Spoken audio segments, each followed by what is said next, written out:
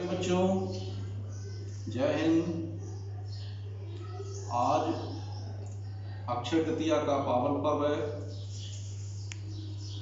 हम सब माँ अन्नपूर्णा एवं भगवान परशुराम से अक्षय स्वास्थ्य एवं समृद्धि की कामना करते हुए उनका आशीर्वाद चाहते हैं कि वो हमारे देश, हमारे पूरे संसार पर जो कोरोना वायरस का महामारी का जो संकट छाया हुआ है, इसको अविलंब समाप्त करें।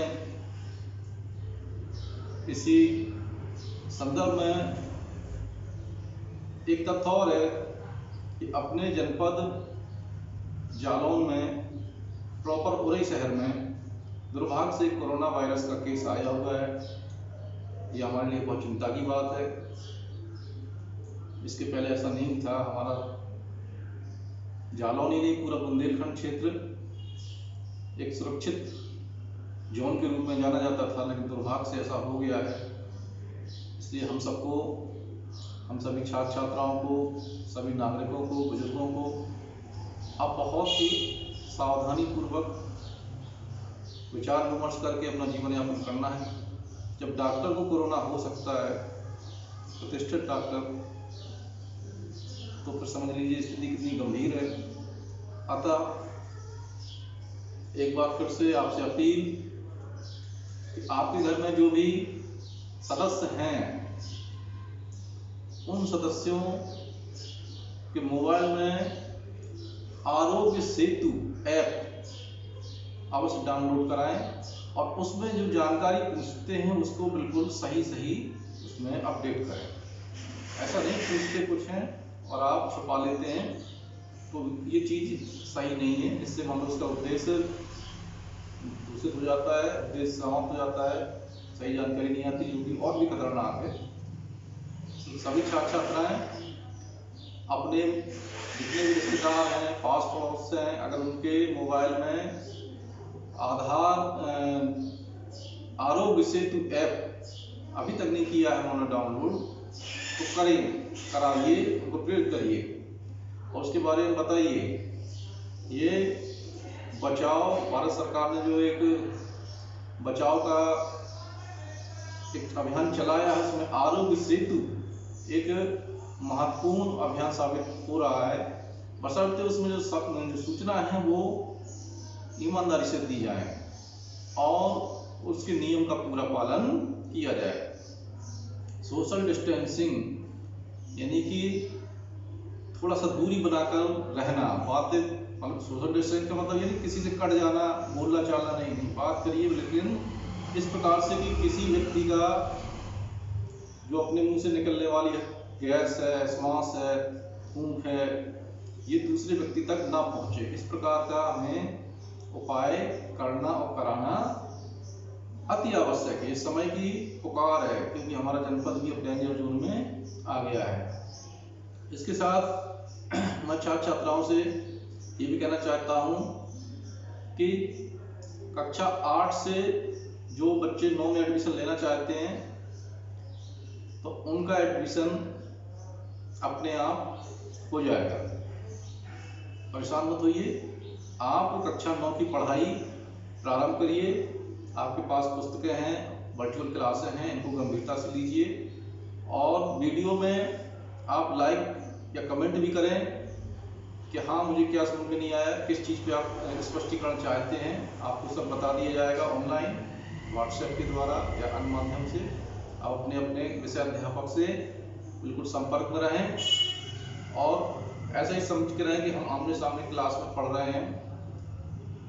इसके साथ आप अपने सबसे जो बात है कि सबसे बड़ा सुख निरोगी काया, उस चीज पे ध्यान रखते हुए सुबह प्रातः काल उठकर आप पठन पाठन और योगाभ्यास व्यायाम अवश्य करिए।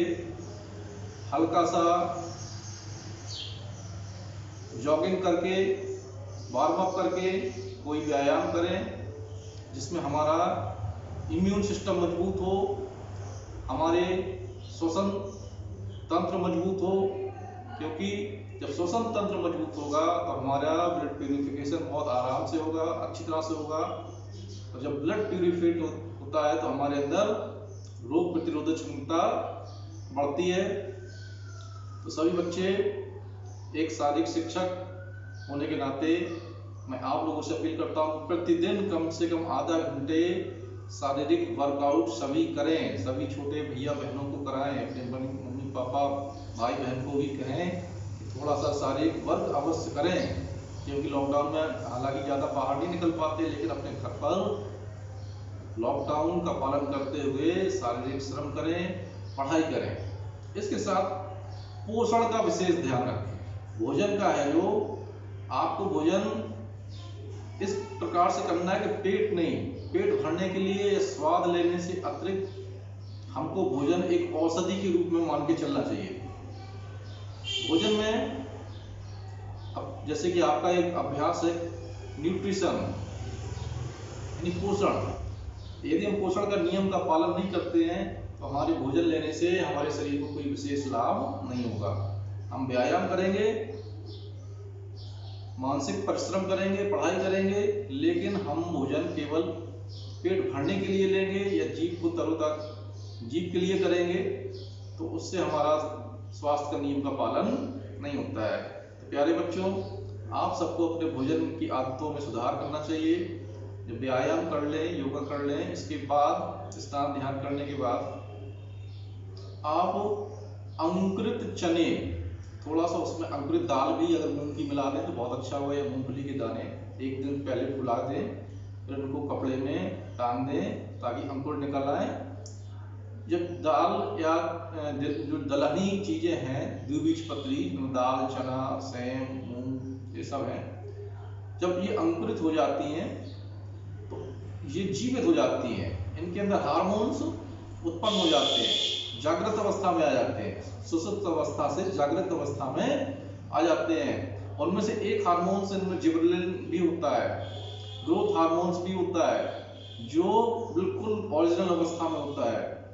और इसके सेवन से हमारे शरीर की लंबाई, मस्तिष्क का सभी यानी शरीर के सभी अंगों का विकास होता है, क्योंकि उसमें हार्मोन्स जागृत अवस्था में होता है।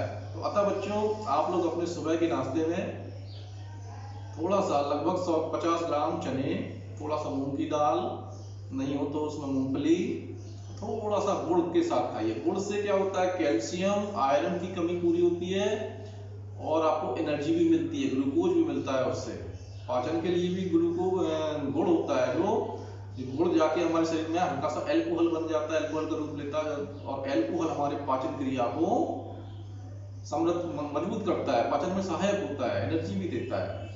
ठीक, तो कहने का मतलब पौष्टिक भोजन करना है, हरी पत्तीदार सब्जी अवश्य खाना है, जैसे पालक है, 12 महीने मिलती है अपने यहाँ, इसको अधिक से अधिक सेवन करिए। शलजम है, पालक और शलजम से आपका हीमोग्लोबिन स्तर अच्छा होगा, रक्त संचार भी अच्छा होगा, आपकी त्वचा और बालों संबंधी समस्याएं भी हल होती हैं। फिर आपको संभव हो तो दूध पी लीजिए, नहीं पी लीजिए तो आप इसमें हीन भावना मत रखिए कि नहीं दूध नहीं मिल रहा है। आप चना, गुड़, मूंग की दाल, चुकंदर और जैसे इस मौसमी सस्ते फल हैं, जैसे समय आ रहा है, खीरा आ रहा है, सस्ता फल है, इनका प्रयोग करेंगे तभी ये दूध की कमी पूरी हो जाती है। अगर दूध मिल जाता तो अच्छी बात है, नहीं मिलता तो इसमें हीन भावना कोई बात नहीं है। आप मौसमी फल खाकर, सस्ते मौसमी फल खाकर भी आप दूध की कमी पूरी कर सकते हैं। फिर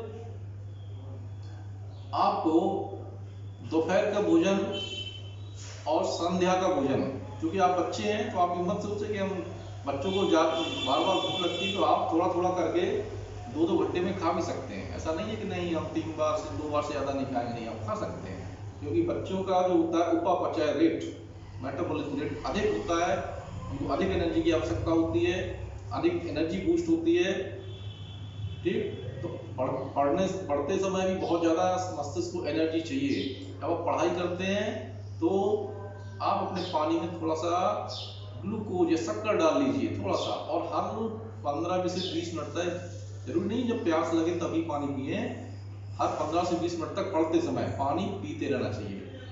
और उसको पीने से आपके जो मानसिक कार्य करते हैं, मस्तिष्क यानी पढ़ाई करते हैं, तब भी आपको बहुत सारी ऊर्जा की आवश्यकता पड़ती है। तो ग्लूकोज जब जीवन में पहुंचेगा आपके सभी मस्तिष्क को तरोताजगी का बोध होगा। अतः बच्चों, आप पढ़ाई नैतिक संस्कार के साथ, नैतिक संस्कार क्या है? पढ़ाई को बगैर नैतिक संस्कार की कोई भी शिक्षा, चाहे वो शारीरिक हो, शारीरिक शिक्षा का ही एक विषय है नैतिक शिक्षा, लेकिन जब तक हमारे अंदर नैतिक गुण नहीं होंगे तब तक कोई भी चीज बिल्कुल ही व्यर्थ है। अतः सर्वप्रथम तो हमें क्या है, नैतिक मूल्यों का विशेष ध्यान रखना है। नैतिक मूल्य जैसे कि सबका सद्भाव के साथ व्यवहार, सबके साथ सद्भाव पूर्वक व्यवहार करना, ऐसा कोई कार्य नहीं करना जिससे कि समाज में, परिवार में संकट या विद्वेष उत्पन्न हो।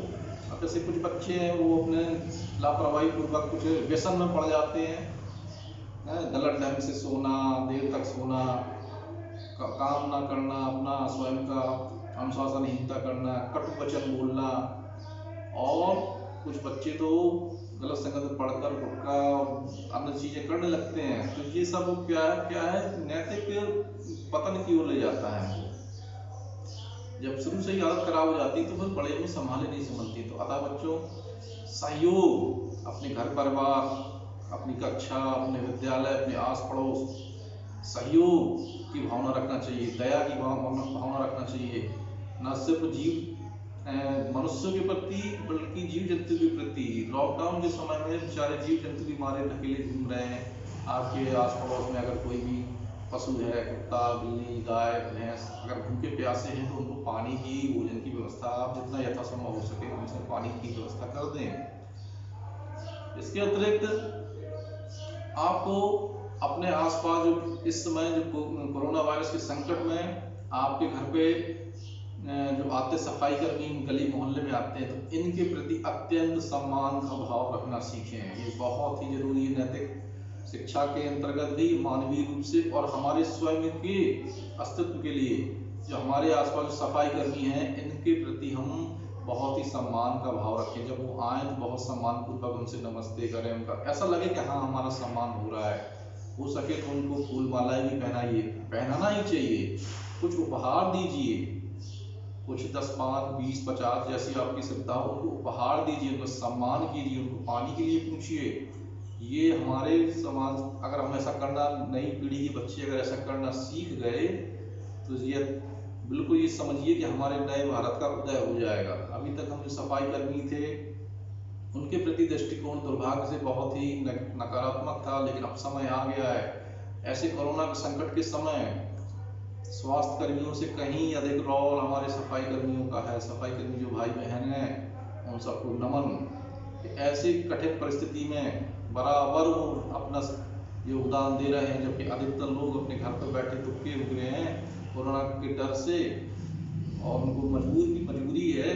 लेकिन अब चूंकि जान तो उनकी भी प्यारी है, और सरकार का आदेश और अपने इच्छा से भी बहुत से जो कोरोना वायरस वॉरियर हैं, जिनमें सफाई कर्मी, चिकित्सा कर्मी, आपके घर घर सब्जी देने वाले, आपको राशन देने वाले, इन सब का हमको बहुत दिल खोल कर स्वागत करना चाहिए, इनको उपहार देना चाहिए, इनको सम्मान देना चाहिए, इनको अपने घर में बहुत ही सम्मान पूर्वक ट्रीट करना चाहिए। अगर हम ऐसा करेंगे तो निश्चित एक सामाजिक क्रांति उत्पन्न होगी, जो हमारे देश को, जो इतनी सारी विषमताएं और इतने सारे विद्वेष हैं, जातवाद, धर्मवाद, ये सब चीजें धीरे धीरे समाप्त हो जाएंगी जब हम अपने खुले दिमाग से, खुले मस्तिष्क से सभी व्यक्तियों का सम्मान करना सीख जाएंगे, सभी का महत्व समझ जाएंगे, तो निश्चित रूप से हमारे समाज के लिए बहुत ही सकारात्मक होगा, हम सबके लिए सकारात्मक होगा। तो बच्चों, तो आज हमारा जो आपसे क्या कहना रहा उस पर ध्यान देना कि आरोग्य सेतु को डाउनलोड कराइए, अपने आसपास साफ सफाई रखिए, हाइजीन से रहिए। आपके घर पे आने वाले, आपके गली मोहल्ले में आने वाले, कूड़ा लेने वाले, साफ करने वाले जो भी सफाई कर्मी हैं, इन सब का स्वागत करिए, इनको उपहार दीजिए, अपने अध्ययन कार्य को करिए, स्वास्थ्य के नियमों का पालन करिए, पौष्टिक भोजन करिए और अपने परिवार, अपने समाज और अपने रिश्तेदारों में ये संदेश फैलाइए कि हमको कोरोना वायरस को हराना है, अपने प्रगति को रुकने नहीं देना है, कोरोना वायरस से जूझते हुए भी हमें अपना कार्य करना है, प्रगति के पथ पर चलते रहना है, हताश नहीं होना है और एक दूसरे की सहायता करना है। जय हिंद बच्चों।